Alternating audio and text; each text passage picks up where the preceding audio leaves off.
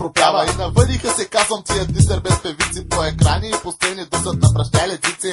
Кати, тя ми е любимка, нищо че е топа, нека да Русалимка. Искам да я шибам и прегръща, но чуе ли да пее, аз направо ще повръщам. Знаеш ли какво бе, май, няма да откажа. С един дует в леглото, аз отзад да я посмажа. А после репетиция и както се разбира, с микрофона в устата, тя добре ще потренира. Аз съм млечникът трошачка и обичаме дърклон. Не че шибах с магаре, а за утре искам слон. Като трипер съм свободна и летя от чеп на чеп. Хем си правя кеп, хем изкарвам някой лев. Хем си правя кеп, хем изкарвам някой лев. Баба Петра, стъпка между зъбите цели 2 метра. Екати, търтата брантия, а пък се облича като селска уруспия.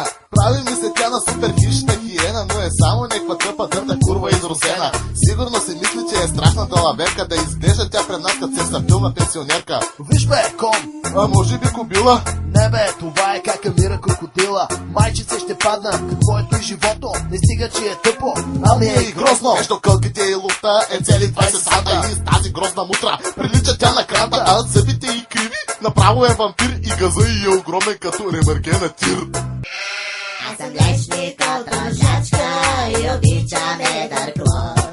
Не че шибах с магаре, а за утре искам слон. Като трипер съм свободна и летя от чеп на чеп. Хем си правя кеп, хем изкарвам някой лев. Хем си правя кеп, хем изкарвам някой лев. Можеш ли да кажеш ти коя е тът певица, която има най-перверзната устица? И освен това без срам пред всички фенове на рапа може наведнъж нашите хурки да налапа. Естествено, че знам, та това е как луна с готиния задник, дето искам да опъна. Тя е 100% курва, няма никакво съмнение, дето искаш да я шибаш, може без ограничение. По-големи нека дърнички, едва ли ще намерите от онези 4 кракички, говоря за панкерите. Направо им се чуре как сами не ги е срам, те на българската чалка са ресила най-голям.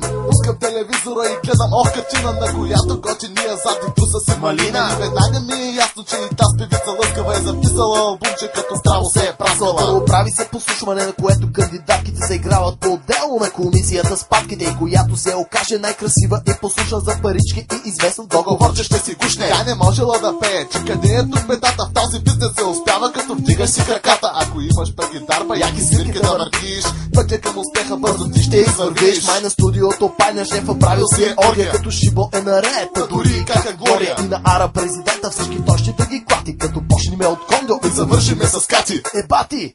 Аз съм млечникът трошачка и обичаме дърклон. Не че шибах с магаре, а за утре искам слон.